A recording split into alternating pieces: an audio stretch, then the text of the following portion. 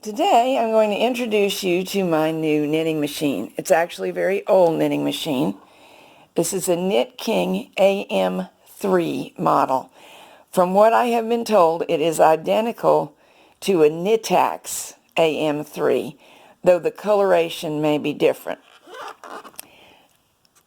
There you go. There is the needle path, and it doesn't change. There are no things like a Fair Isle setting, as you may have seen on a modern machine. But you do have the option of these cool little wheels. I've arranged mine on the cloth in the same manner as they appear in the book, and they're actually pretty easy to tell apart once you learn how they've done this. Wheel 1, every 12th needle will be affected. Wheel 2, every 6th needle, and so on. I have some that aren't in the book that I have to do some more research on, or at least they're not in this part of the book. And if you notice very closely, some of mine don't look identical to those in the picture. This is wheel number 6, but I don't see one represented in the book that looks like this, and I don't have one that looks exactly like that. Yes, this has 4 lobes on it, but the lobes aren't quite the same. So that's interesting and something for me to pursue. And I can't tell you what that means yet because I don't know yet. Now, here's the way you put them on. I'm trying to turn this so it catches the light. There we go. See that? It turns out that is what holds the wheel. There's a little teeny hole in the wheel and a big one. There is a little teeny stop and a big stop, and it goes dimple in from the top so that this little crown crest in the center, that goes down, making the wheel stand out from the background a little. And as the needles roll past, the convolutions on the wheel cause some of them to go into hold position. And there they stay until you tell them to come out. Now, nothing actually happens when you put the wheel in unless you push this down. You hold it down as you make a pass. And they do not come back to work till you push one of these down. These are, let's see, needle retractor buttons. I think that's what they're called. Mine are tending to stick right now. I'm not positive if they're supposed to require me to release them or not. Looks like they are, but I think I need a little bit of lubrication. So before I work with this very much more, I will lubricate. There are 2 stitch size scales here.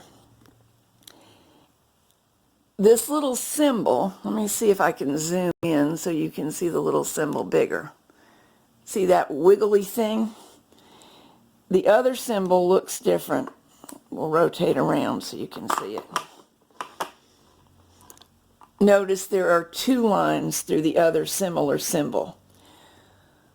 I haven't yet used the ribber, but my suspicion is these 2 lines have a sizing the stitch for ribber size stitches, because I had success getting gauges I expected to get on this stitch scale 1 to 10. I was working this yarn here on stitch size 6 and 7, and it worked fine both ways, and that is pretty much what I would expect on most present-day machines as well. There's our row counter, reset in pretty much the normal way with these wheels. There's the yarn feeder. Let me see if I can pop this in a way that you can see it, because when I'm actually knitting it's not so obvious. It's very straightforward. There we go. On this stop here, you place the yarn bowl. It rides along. There's a hole, see the hole in the right of the picture that aligns with this. And you pop it on. Mine's a little stiff, so I'm not going to be able to do it one-handed. I actually think this machine is close to new in its elderly age, but not a lot of use.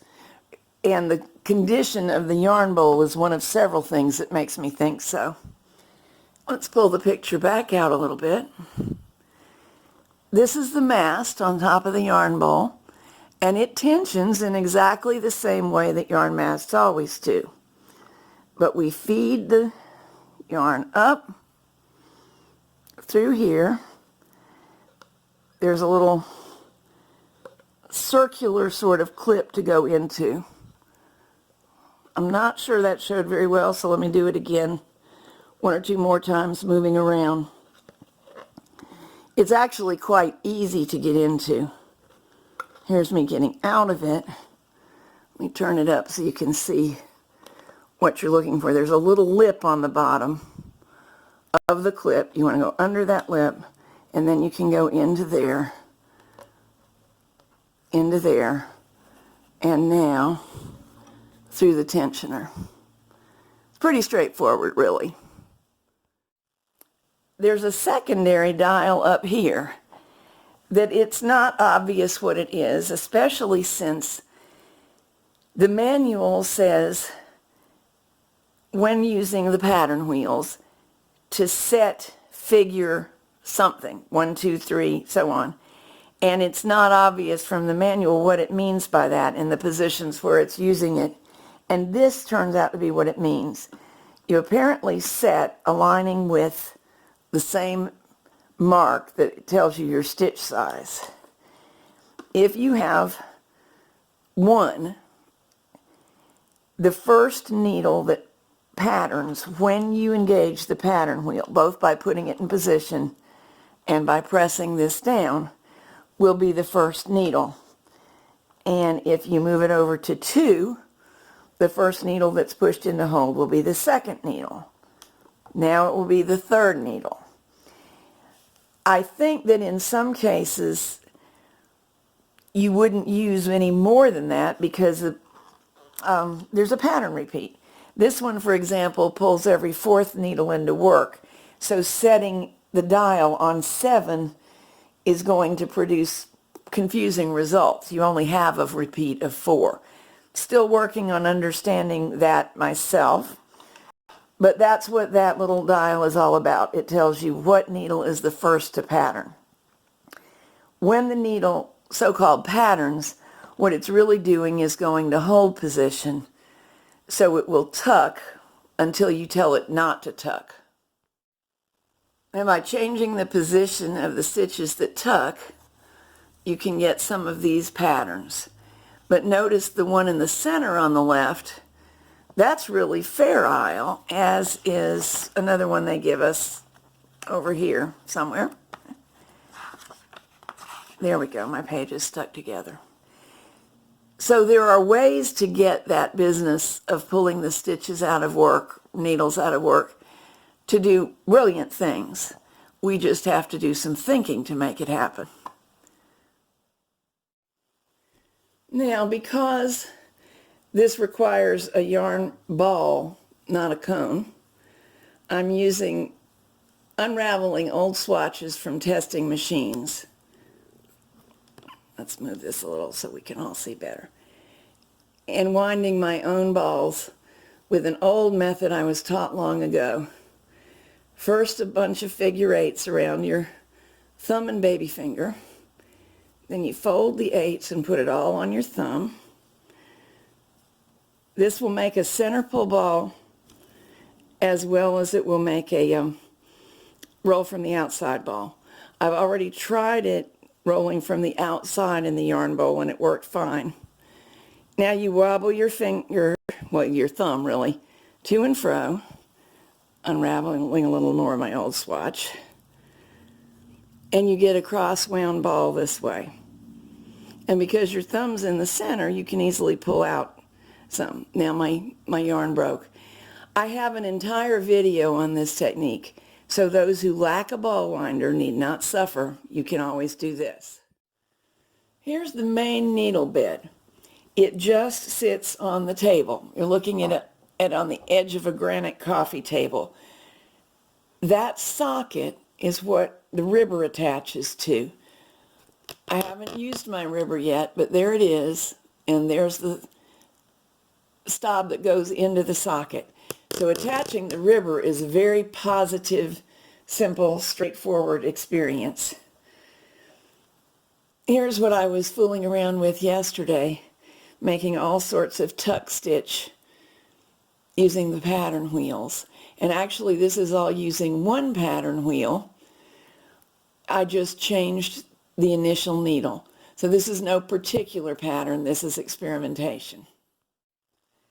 This is a major difference between this and many other machines. These are called the sinkers. Some people call them movable gate pegs. I'm going to attempt to zoom in and let you see a little bit better. And you'll see them rise and fall as I knit. At present, my needles are in non-working position, as on most machines. But normal working position on this machine is a little bit farther out than you're accustomed to. Like this. And hold position is what it always is. And it does work just the same as a more familiar machine and a more modern machine might.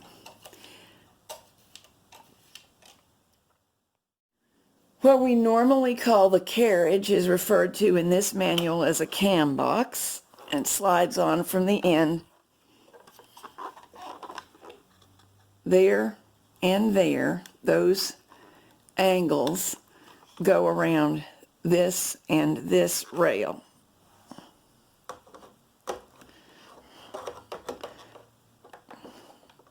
It's not hard to get on. It's hard for me to get on around the camera. And there it goes. Now I'll put some needles in work and move across without actually knitting, and you'll get to see those sinkers move. See them ripple up and down? It's surprising. There they're up. Because it's dark, I'm not sure how well you can see. Let's zoom.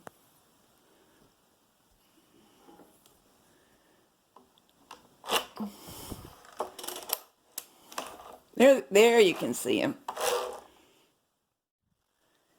So I'm all threaded up, popping the yarn in. I was a little bit off camera there, you couldn't quite see. But I thought that we would try some simple cast-ons. This is a manual version of the weaving cast-on. I have not tried the automatic version yet for the reason that I don't like it on any machine. I'm going over and under each needle, and the needles are in hold position. This machine won't knit directly back from hold, or at least I haven't figured out how to make it do so. So I've succeeded in pushing these back to working position to get it to happen. Now if I knit across, it should make stitches on the needles that were holding a loop of yarn and put loops of yarn on the others. This cast on is only good for swatches and utility work if it's never going to be seen, and that's true on every machine. Because it's not attractive, but it is fast. Let's just go ahead and get it off, and you can see what the edge looks like.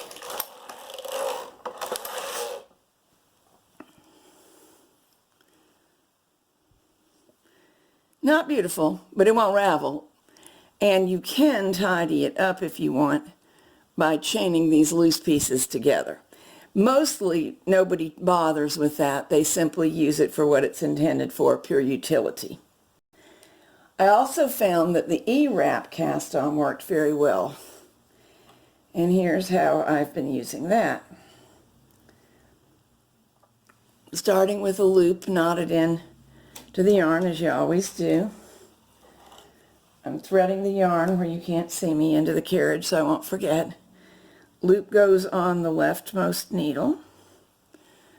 Now I'm making the cursive letter E around each needle loosely and grabbing the recently made E with my thumb to make it behave while I make the next E.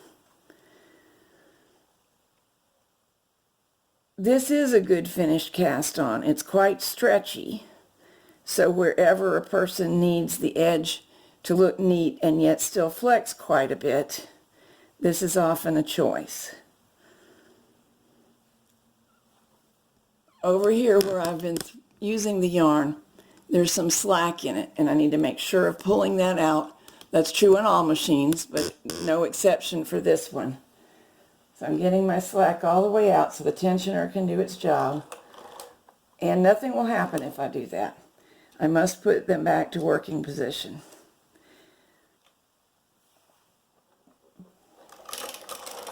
Now, where each E was, there is a stitch. And it's just astonishing to me.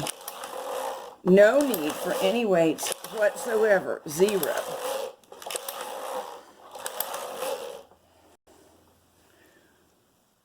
And we'll get that off and have a peek.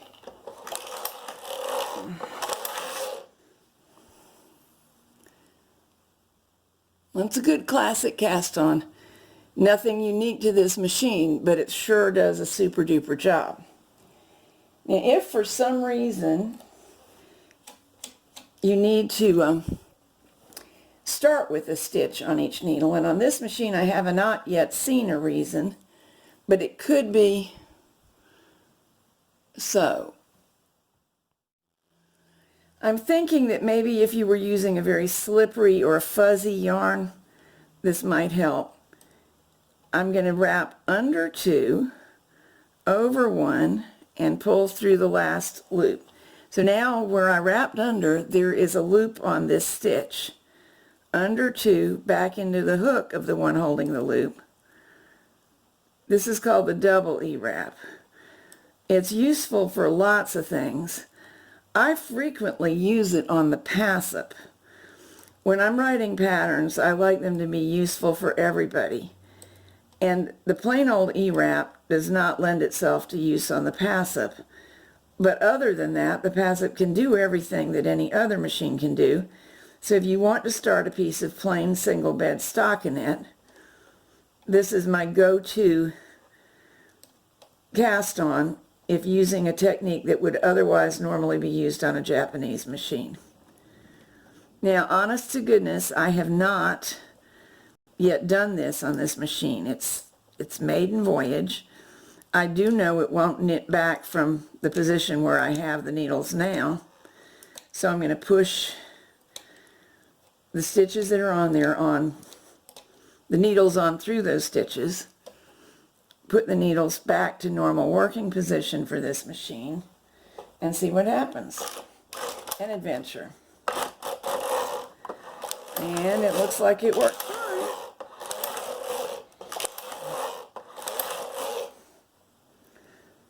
It sure did. Let's get it off and you can look at it too.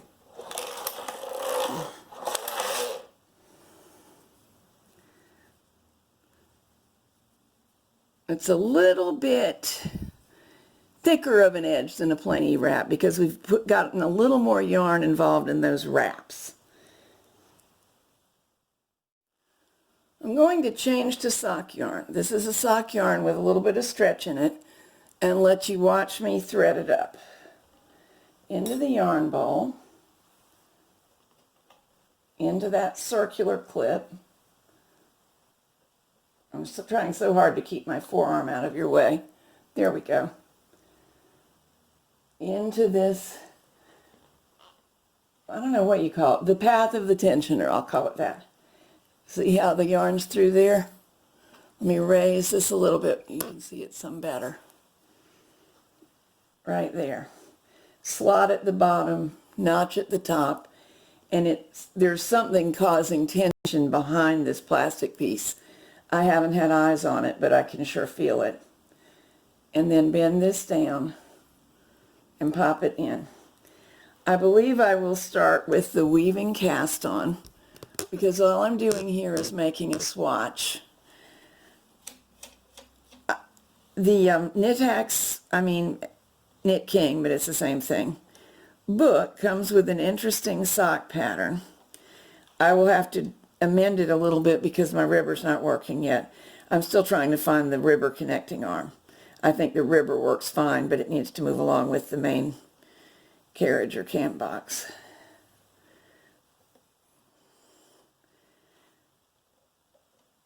There we go, that's correct. I accidentally hung up on some of those sinkers and didn't really want to. Thread it in. Anyway, I thought I would swatch some sock yarn with you so another day we can make a sock.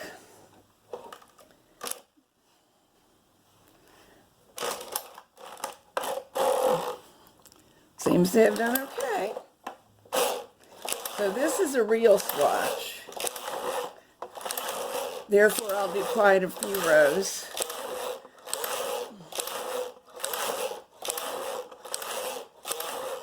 And as you probably know about sock yarn, this has some wool content and also some stretchy content.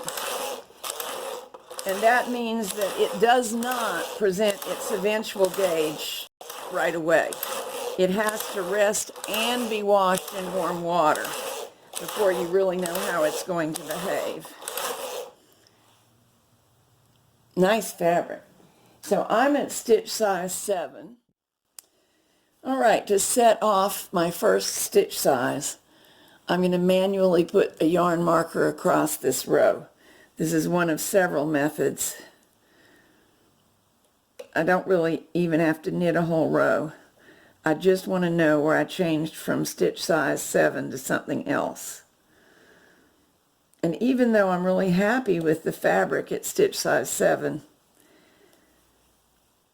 I think I'll compare it with stitch size 8 because it's pretty dense already, and that's actually good. This is very likely the size I'll use because I like my sock fabrics dense.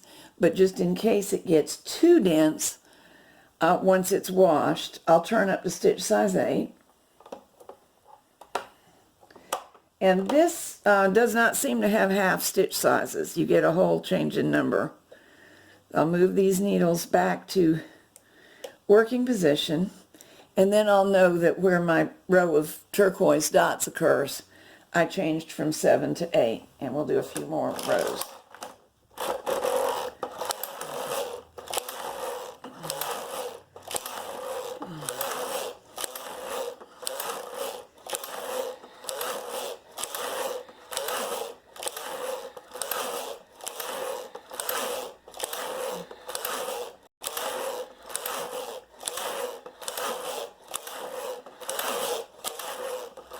Even though it gets dull and you hate to waste yarn doing a swatch, you don't want a micro mini swatch because it's not a good predictor of size.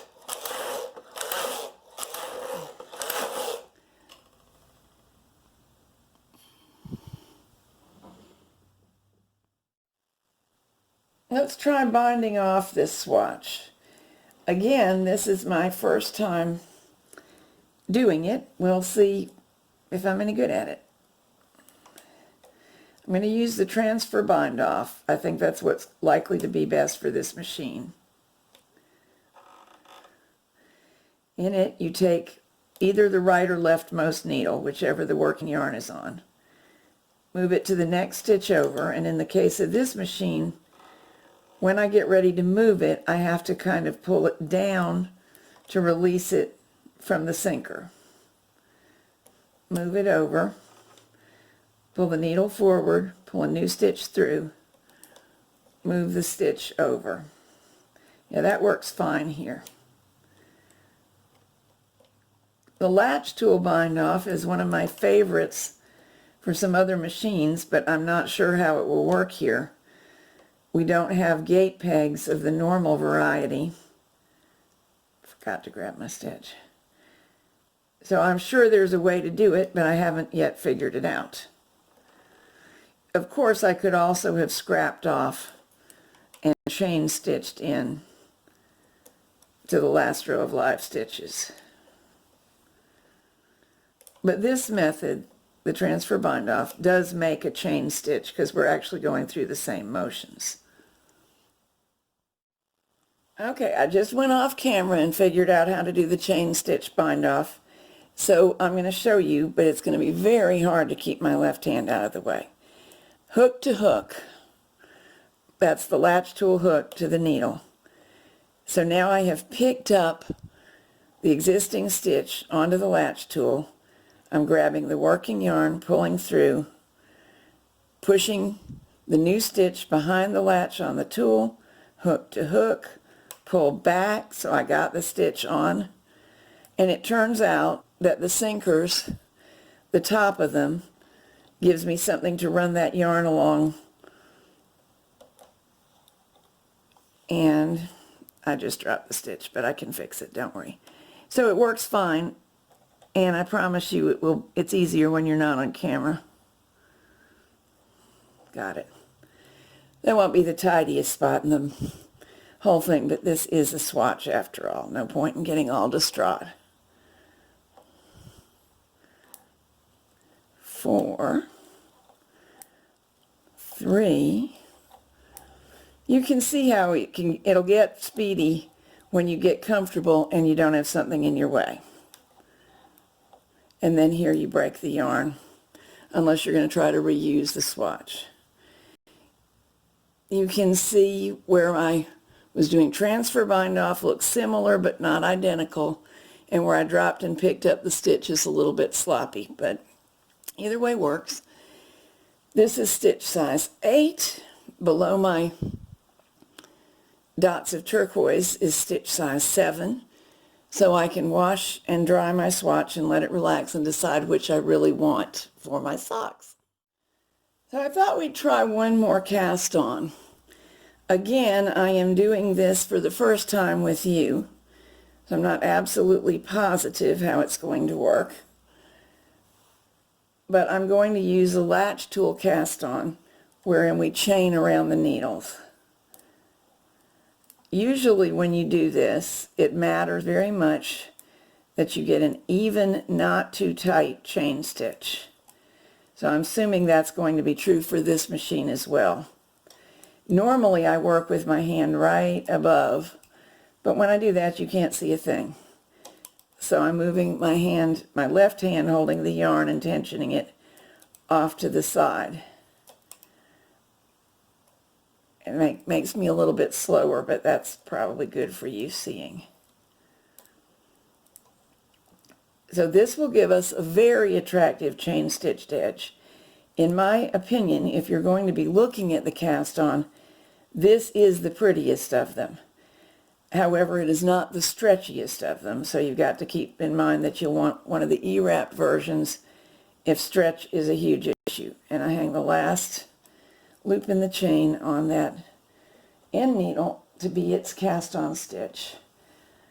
And I'll stay at stitch size 8. Now these are all the way forward, which is not how this machine knits. So I'll move it back to working position. As far as I can tell, it does not matter if the latches are open, but just to be safe, I did that. Well, that worked fine.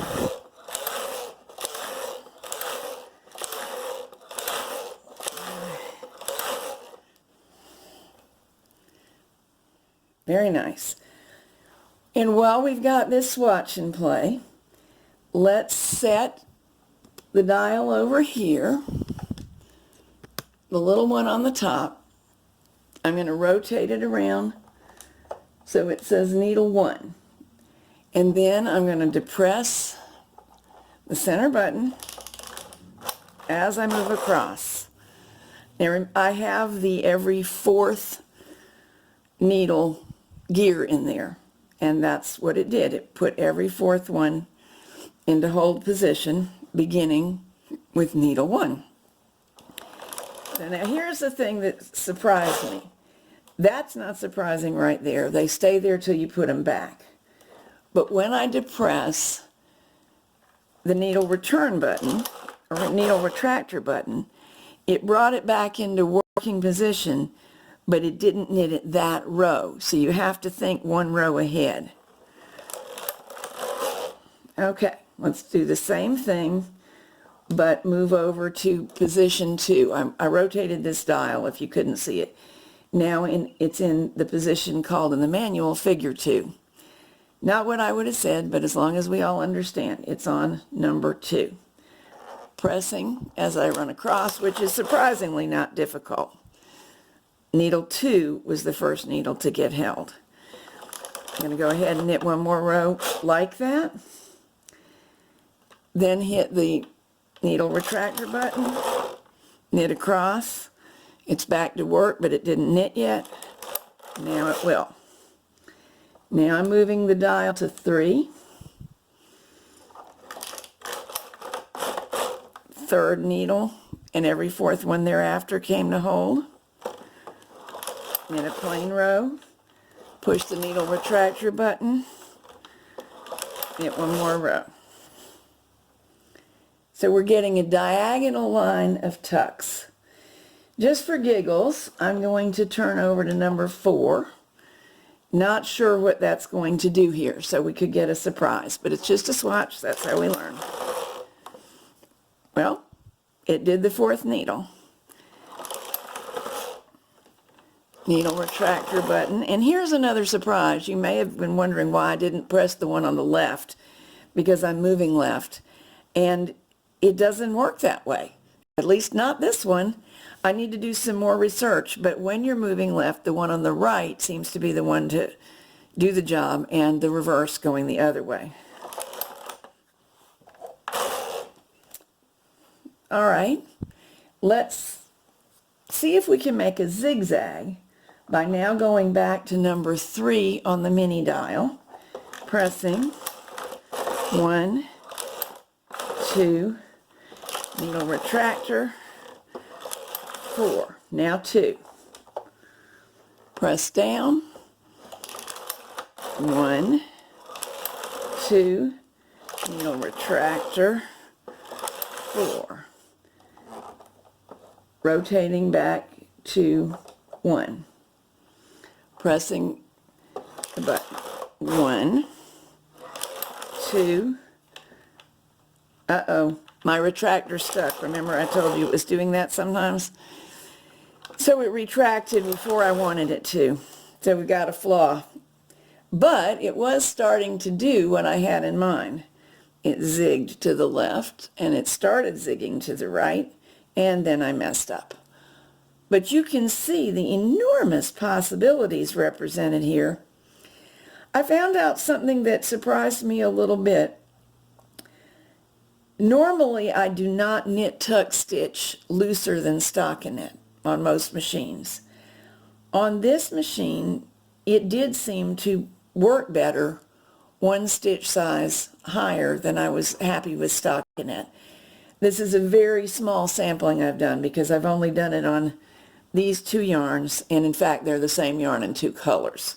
So that's not a lot to go on, but it's something to consider. The other thing is that even if your machine does not require weights most of the time, they all require it for tuck stitch except passives. And even then, some edge weights can be helpful. And you've seen this. This truly doesn't.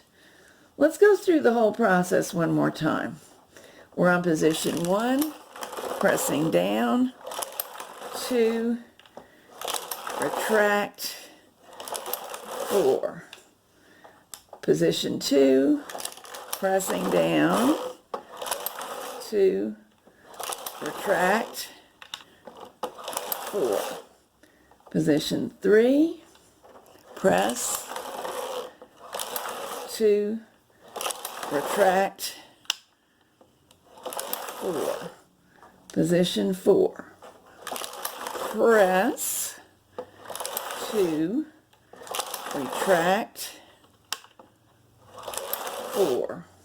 Back to position 3. Press, 2, retract, 4. Position 2. Press, 2, retract,